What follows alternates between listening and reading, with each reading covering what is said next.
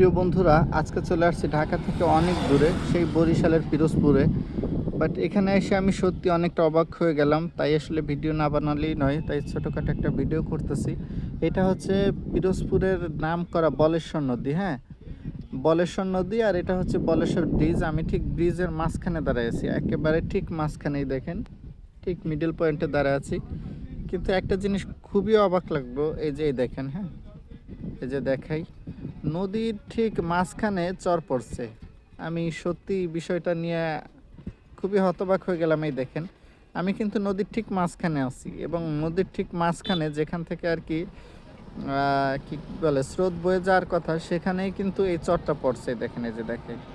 হ্যাঁ, তো এই মাঝখান থেকে এই যে এই সাইড, এই দেখেন, এই যে এই একটা সাইড, আবার এই যে তো মিডল পয়েন্ট। হ্যাঁ, আবার এই যে এই আর একটা সাইড। এই জিনিসটা সত্যি খুব অবাক লাগলো। এই ব্রিজের মাধ্যমে দেখাই যে আমি ব্রিজের ঠিক মাঝখানে আছি। আর এই মাঝখানে, নদীর ঠিক মাঝখানে এই যে চর পড়ছে, আবার এই হচ্ছে ব্রিজের এই যে কি বলে অন্য প্রান্ত, মানে আমি ঠিক মিডল পয়েন্টে আছি।